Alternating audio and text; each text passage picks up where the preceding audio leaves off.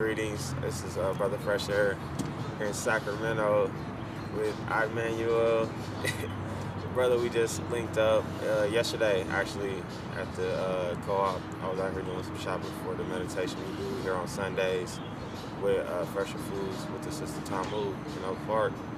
And I was just talking to him about a book because I actually have his book, the Emmanuel, and was just curious, as to what the inspiration was behind that. So we got the man here, right here, right now. Yeah, one of them destined collisions right there. I mean, that was totally random or whatever, but it's all part of the coding, I guess. Just happy to be here, really, and just happy that people are remembering everything and just really just just enjoying the process. So it's just great to run into other people that know themselves, and yeah, just that's really, I don't know. I guess we're just gonna keep it rolling. But as far as like the Emmanuel, man, I really feel like a conduit about it because I've never read it. I just wrote it and put it together, and it just all came out of me, and I didn't even really have a choice. And I've never read it. I know it's 13 pages. I know, what I mean. I put it together and did the did the editing, I guess, after, but I just did it, and it just happened. Honestly, that's how I feel about it. Like, I learned just in writing it. It's crazy. Like, Okay. yeah. So what was the inspiration for Amazon? Why Amazon?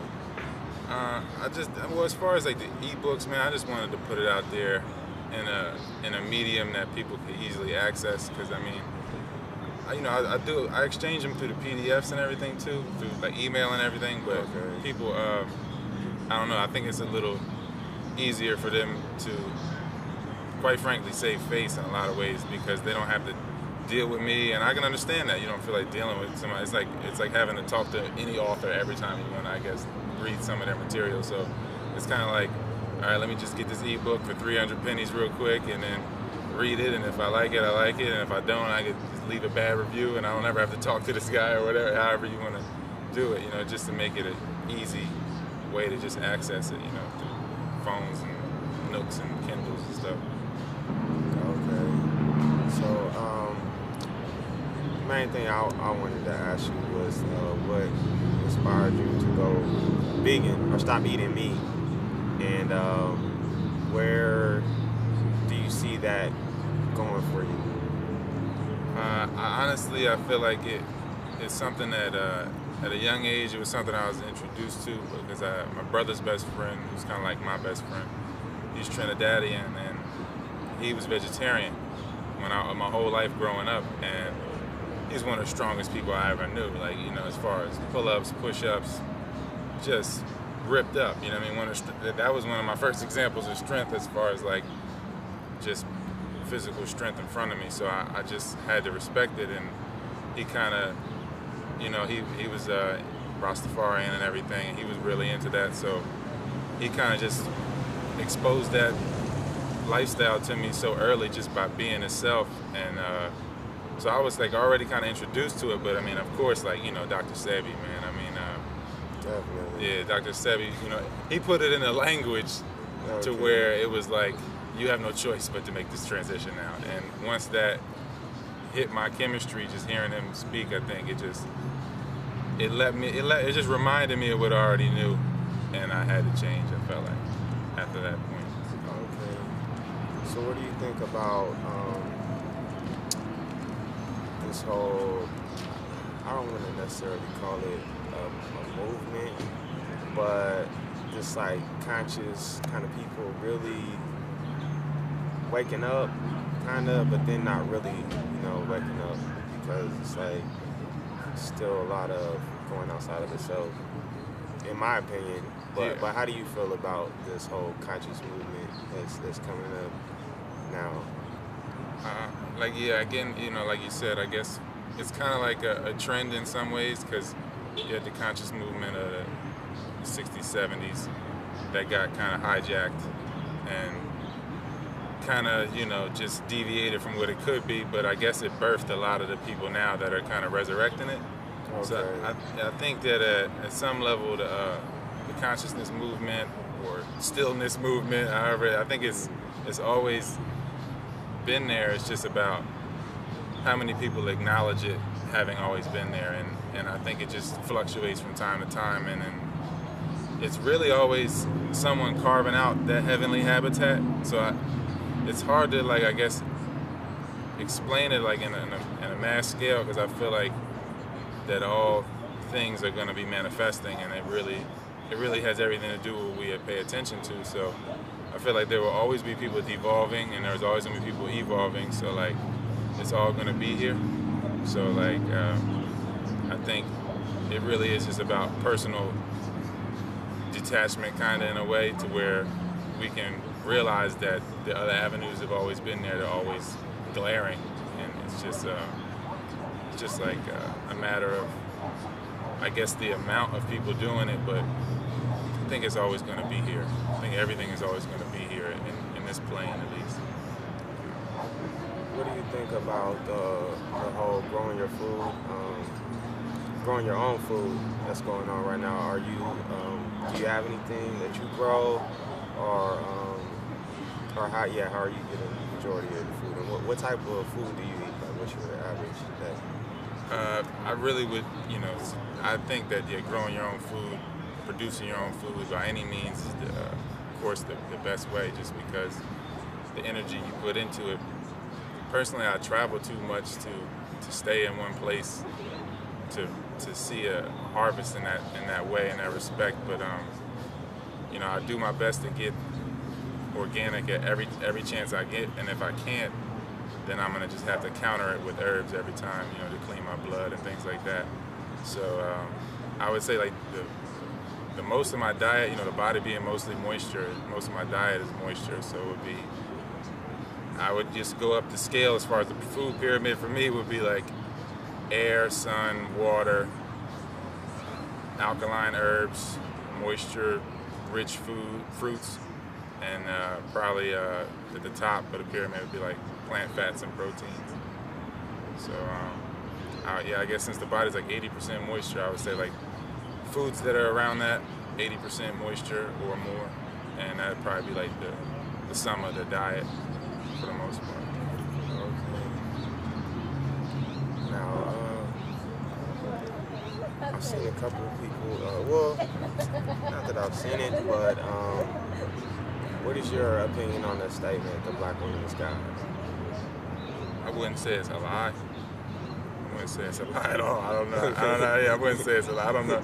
I guess it really got a lot to do with your perspective on how you feel. Like, but I wouldn't say that's a lie at all. I guess in physical form, in that form, for sure. I mean, it's so many ways to look at it. I know some people would say it's not many ways to look at it, but as far as embodying God in physical flesh, yeah. But I feel like as far as female, the womb man is still half man or partly man. So I feel like everything is both. So it's more so a goddess God or a God goddess. I don't know. Yeah. So yeah. However you want. To me, I guess we're arguing definition or terminology of something that is the same thing. Like we're in agreement, but it's like we're arguing over the terms used to describe it, I guess. So yeah, what brings you to the West Coast, or Sacramento particularly? I just, when I came out here to play football initially, I became a California resident when I was on the grid. And then I had went to school in Tennessee, left Tennessee, because I got a scholarship to play in Tennessee. And then after that, because I just really didn't want to play, really just being woken up every day, just really didn't want to give my will to that. So then when I came back to California and got into the green economy, I ended up finding a way to get off the grid here, and it just makes more sense as far as seasonally to be here at certain times of the year than to be elsewhere. Plus, I mean, the sun is better than New Jersey. It's better than New Jersey, man. Any day of the week, any time of the year, to me.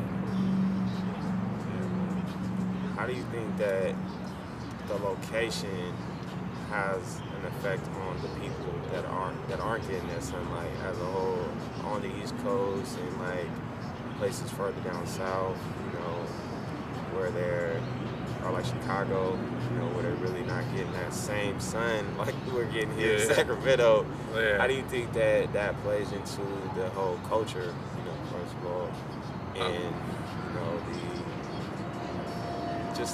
the attitude of the people there?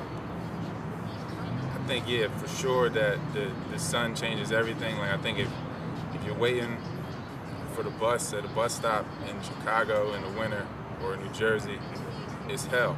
Like, in a lot of ways, it's just if you're waiting at the bus stop here, it might be chilly at that time, but it's not like -4-degree wind chill. And I don't know, I just feel like, the more energy you're using to maintain body temperature, the more food that you have to eat.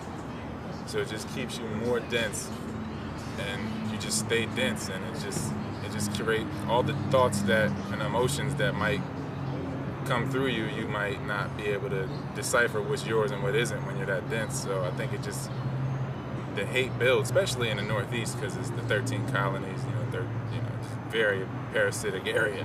So I feel like, that human beings were born naked, so we got to be from somewhere warm. That's just how I feel. Yeah, you mentioned the parasites, man. I had somebody the other day tell me, "Oh, parasites are a good thing. They're much needed in nature. You're making a big deal out of it."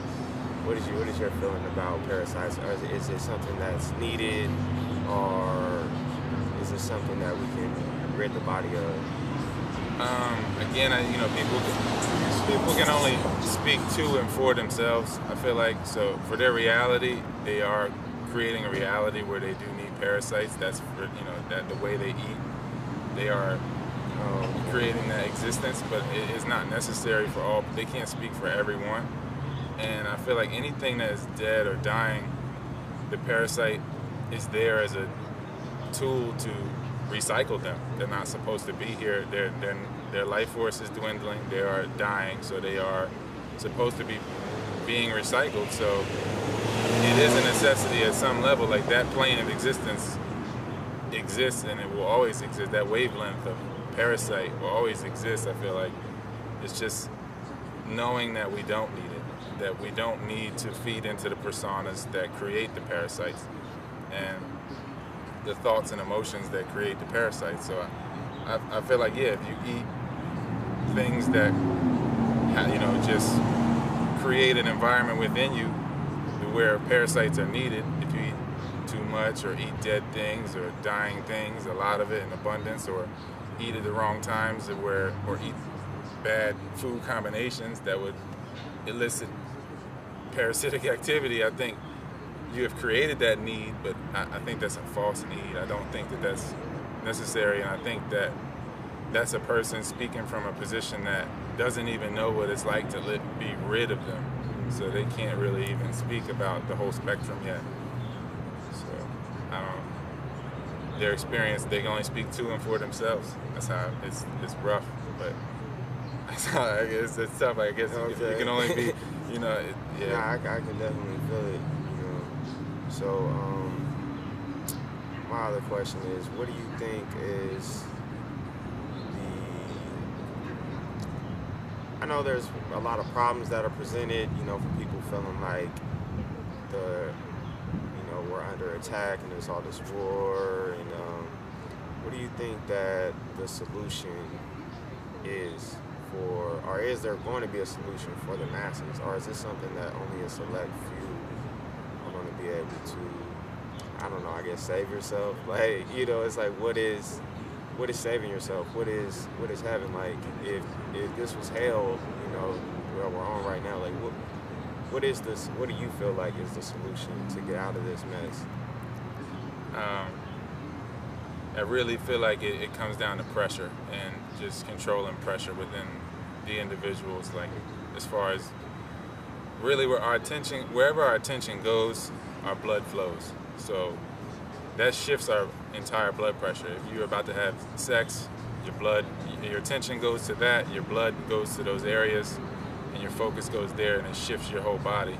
And I feel like if we look at the body like the universe, and we have a bunch of people where their blood is being pooled in certain areas of their own body, certain levels or below certain chakras, it's basically just like changing the entire pressure of the entire universe. And the more people we have doing or creating certain pressures within themselves, is just expressing itself in the external illusion or reactionary part of life.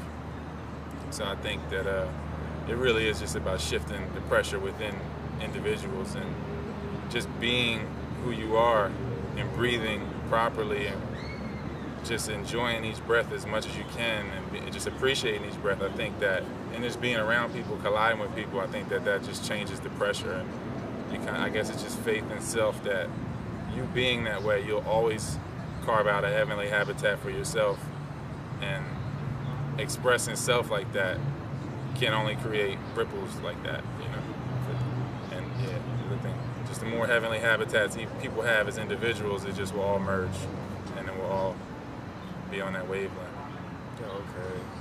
So, yeah, we have, a co-op here in Sacramento, the Fresher Foods Co-op, where we grow seeded organic food, but we also feeding people by knowledge, like knowledge of how to grow that, yoga, meditation, a lot of stuff like that, and changing the world. Yeah, basically doing it on a grassroots level, like in the houses, in the community, instead of organic. Go out there, corporation style, and get all these permits and all this, stuff to do stuff. Asking for permission. Yeah, basically asking for permission. So it's just like we're just doing it, and we're not really asking for any government funding or nothing like that. We're doing that. But one of the, I don't know if to call it a hurdles, but one of the things that we're dealing with right now is the water, and I'm trying to control, the water. I'm trying to pump it with fluoride, chlorine, stuff like that.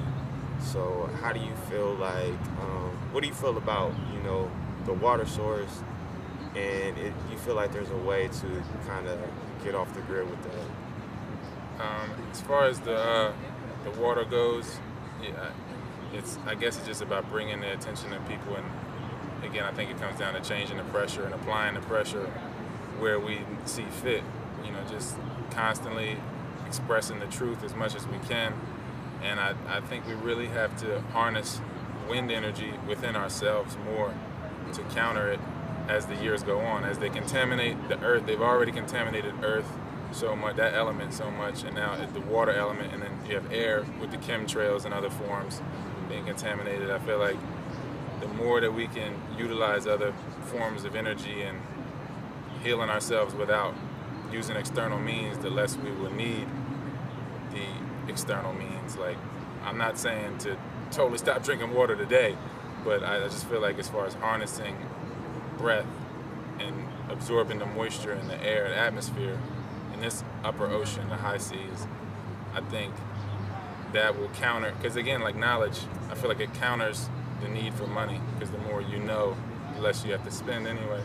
So I feel like the more we know what we can do within ourselves to heal ourselves without having to go outside of ourselves, I feel like that will just create a change and a shift to where us having less need will, as far as it'll bring more knowledge, just because it'll just be people needing less, and then we can drop the baggage and then just channel more into this reality, into this dimension, to where we can express it to everybody else, and it just shifts the playing field, I think. But I don't know if that's a mouthful. No, yeah, that's deep, man. Okay, so I got a couple more questions for you. So are you, are vegan pretty much with everything, or is it just the food, or like what's your view on that? I try to be every chance I get. I have had carbs with leather in them. I can't lie. I have had, since being vegan, I don't have one currently, but I have had them, so I can't say since being vegan. It's tough, man. It's like once you start once you realize, right? Yeah. It's like sports. You got leather basketball. You got footballs. Then you look at condoms. They're full of animal products. You know what I'm saying? Truly. So it's just like, man, it's like wallets. Yeah. I don't condone condoms. I know people would think that's crazy. Man, nah, I'm the same way. I don't think it's protection at all. I think it's a false sense of protection. Yeah, and then I think, yeah, for sure, if you feel the need to protect yourself in that way, you start to weaken yourself in that way, I feel. Just by creating the need to protect yourself, I feel like you attract. I think if you feel like you need a condom, you shouldn't have sex with that person. Oh yeah, definitely, definitely. That's the first warning sign right there. Yeah, like why am I questioning her or me? I might need to not do this. So, but yeah, definitely, it is to be totally vegan. I think to be totally conscious of it is something else. Belts, all that type of stuff. It's like it's real. It really it's like real. The more you know, the more it's like it's everywhere. It's in everything. Yeah. I just found out the other day they were saying that all the soaps, have the glycerin in it. It's an animal product. So I'm like, man. Glycerin, gelatin. It's like they sneak it in as much as they can, man. Any way they can, And so there's just so many better alternatives than murdering something. Yeah, oh yeah, definitely. Either way, I mean, it's just wild. But I guess, the more you know, the more you can't deny it every day you wake up. Okay. So this is I guess this is the last question I got for you, is how do you deal with family? This is probably two questions. So you got family that aren't interested in evolving with you, I guess, and close friends, maybe high school, college, whatever, that still want to be around you, feel like they know you. How do you deal with that? For me, I'm gonna sound probably so lizardy and so cold-hearted and reptilian with this one, man. I really just totally detached, man. I feel like, oh man, I feel like you need to never, you know what I mean? Like if they, I know it sounds horrible, but I feel like you totally need to detach and be the best you, and then you attract the real family that loves you and the real people that, or they'll just stick around, the ones that were supposed to stick around, because I feel like you can't teach consciousness and you can't change people that don't want to be changed. So it really is kind of egotistical to even want to change them. And that's what I realized. Like, I was just spinning my wheels and killing myself trying to change these people. And I'm focusing on such a small group of people. But if I were to just release all this emotional energy I got tied up with them, I could help way more people, and way more people could help me. And then everything else, I think, will take care of itself. It's just that we just run into those people, I guess, that we just can't stand to see sad, but it doesn't help anybody to be sad with them. I don't know. It sounds so cold. I know to me, man. But I don't know. I think that when you have space and you give space, I feel like tells more than time. So when you create space from them people, then you realize who really cares about you, whether they eat garbage or not. And I think if you're just being the best you, that it'll all take care of itself. It's your own. It's kind of like your own emotional binding, kind of, to these people. And I hate to be that way, but I feel like they'll never understand your value until you remove it, from their life. It's pretty deep, yeah. It can sound cold-hearted to some people, but I feel you got to protect your energy. And so what about this one? Okay, so you have people that it's like you got to be positive, everything positive, no curse words, stuff like that, spelling, all these curses. So what do you feel about the negative language and the curse words? Honestly, I took this from Dr. Africa. He was because I took the course, and he was saying curses, of course, are positive and negative. You can use a curse in a positive way, and people, I think, their conception of cursing is different than what it really is in reality.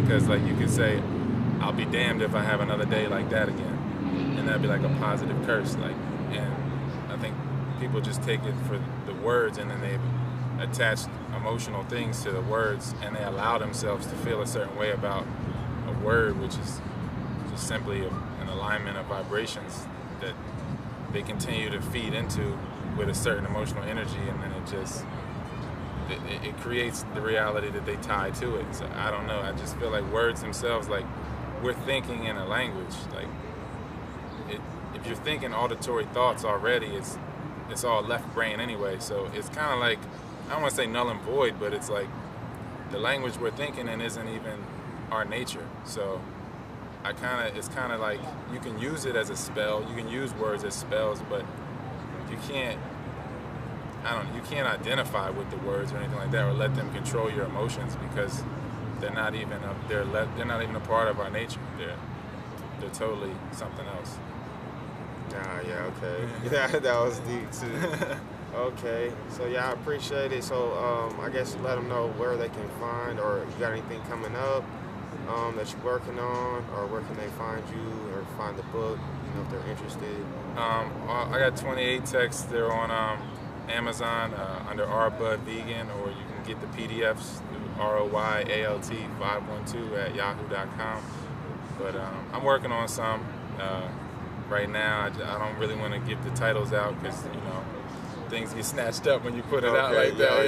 Yeah. But 'cause I just really want to drop them when I get it done, and then I guess you can just check me out on Jesus Christ 19 on IG, or Jesus Christ channel on YouTube. But that's really about it. It's constantly working. You know how it is. You're constantly working. The projects kind of come to you. Feel. Yeah, man. I'm just glad we could connect, though. Glad we could really. Oh yeah, man, definitely. Yeah. It's a lot of stuff that I wanted to get done out here while I was during this time, and the universe has just pulled the right people. You know what I'm saying, to just cross some paths with people that are already doing what I wanted to do. Because I was like, man, I want to be able to get a location and grow organic food. And Yeah.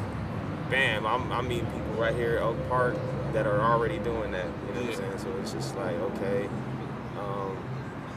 all these things come together, like you said, where you focus the attention on. So Yeah, sorry to cut you off, no, but it's good. I got there's basically 80 acres in near Sequoia National Forest that I have, with a few cabins on it already. And I started a GoFundMe page so that we could either renovate a couple of the cabins or create some earth bag houses to have a cleansing villa, really. Because I mean, it's streams there. To dig a well, we should, that's really what the main thing is, really, to build some earth bag houses and dig a well so we can have infinite water supply in a lot of ways. Because of course, there's much more groundwater than they let on. Oh yeah. And then I don't know. I just feel like it's just abundance. Like, it's just so much here that we could be utilizing, and then it's just great to run into someone like yourself. Because for me, I might not necessarily have the time to work the land like you, but you might be looking for the land. So it's like, like everything is there, all the elements. Yeah, it's all there, like, so that everybody can work with each other instead of for people. I think we get so caught up in working for people that we never get to work with each other. And I just feel like, I don't know, what do you see as far as like where things will go? Like, where do you honestly, I think that it has to get to where your food is, where you can reach out and touch it. That's why I was glad I could run into the brother Ron Finley, like I was telling you a couple of weeks ago, because he was talking to the kids about having your food be hyper local. To where it's always, no matter where you go on the planet, it's within reach of you. And that's kind of like the dream I see, but it's also like not focusing too much on the ground, crops and the green, because those aren't really naturally attractive. To want to just eat a big bowl of greens without seasoning it or putting anything on it. But the fruits, they have the more water in it. So it's like, there are people I'm finding now on the West Coast growing mangoes, growing pineapples, avocado and stuff like that out here. And how do we bring that kind of natural climate back, that tropical kind of, before everything was cultivated, and before they came and put all these cash crops, these monoblock, robotic, and then all that to feed the animals. Yeah, to feed the animals, and it's drain all the resources, the water, and so the only way I feel like it's back is through the soil, so we have to change the chemistry of the soil, and I feel like that's planting more of the fruit trees.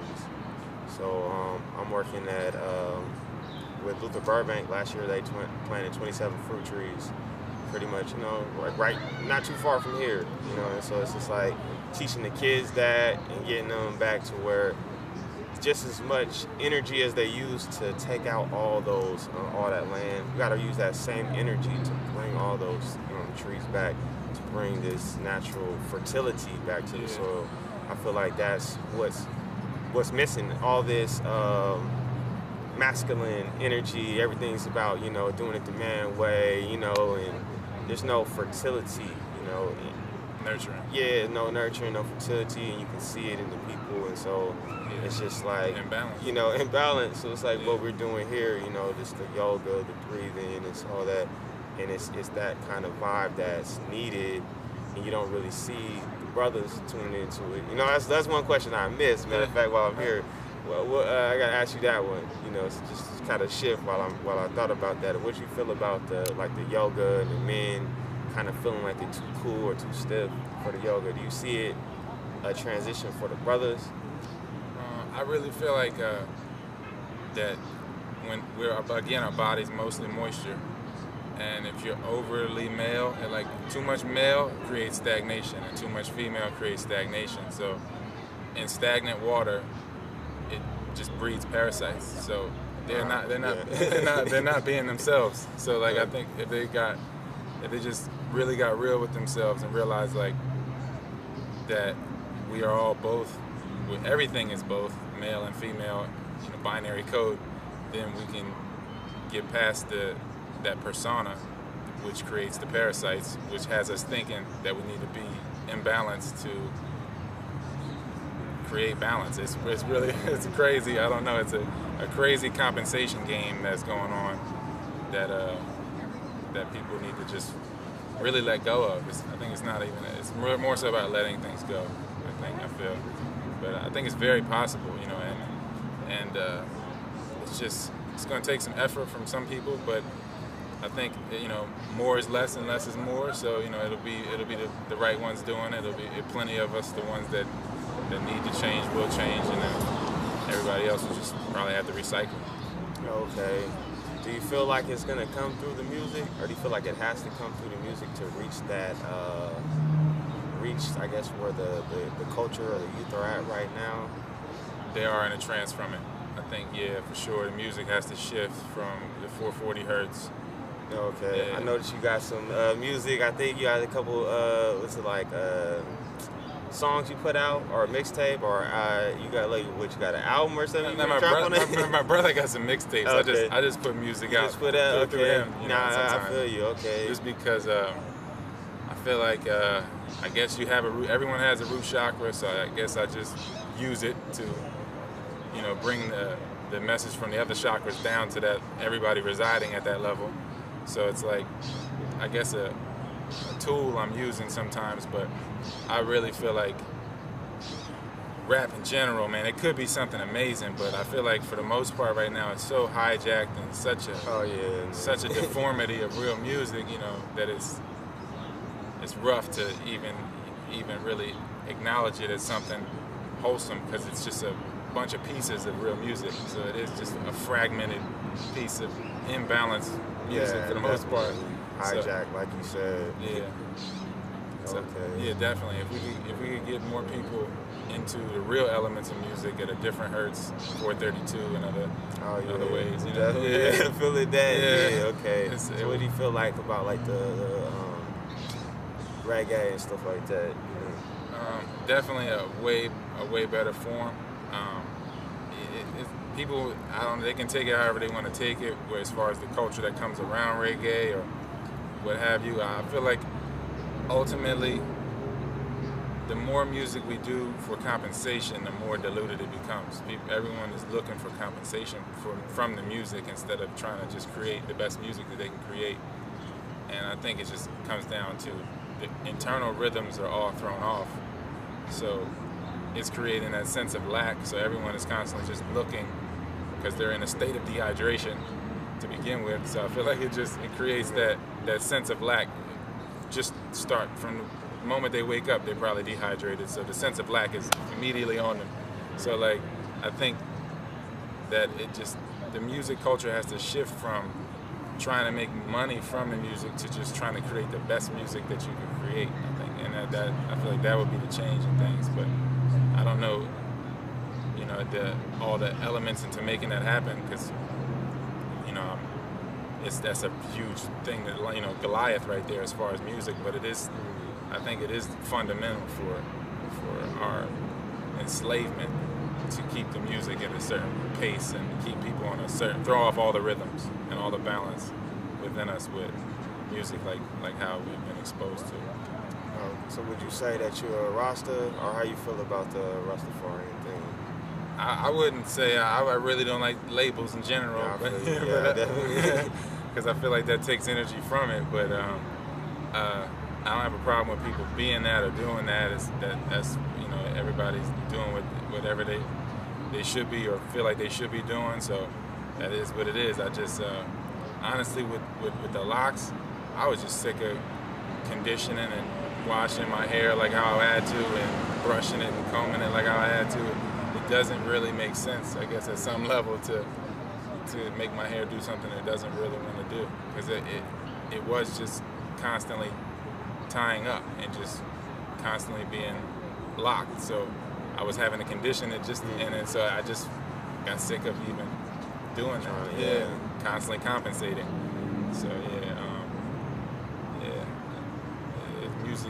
music is life in a lot of ways, and it's a shame where it's at, but it is.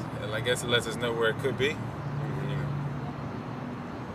So would you consider yourself, I know you say you don't like labels, but would you consider yourself an artist? I guess, sure. Yeah, sure. Artist / scientist, you know, sure. I mean, there's so many labels. You could tackle Gardner, right? Public speaker, you know, author. Yeah. But, you know, channel. I would just be thinking like channel, maybe just channel. I don't know. You know what I mean? We're all just channels. I'm not sure. Source of light. Yeah. But I feel you. You know, I just think that art is so powerful, and that's one thing people helps to carry that message. You know?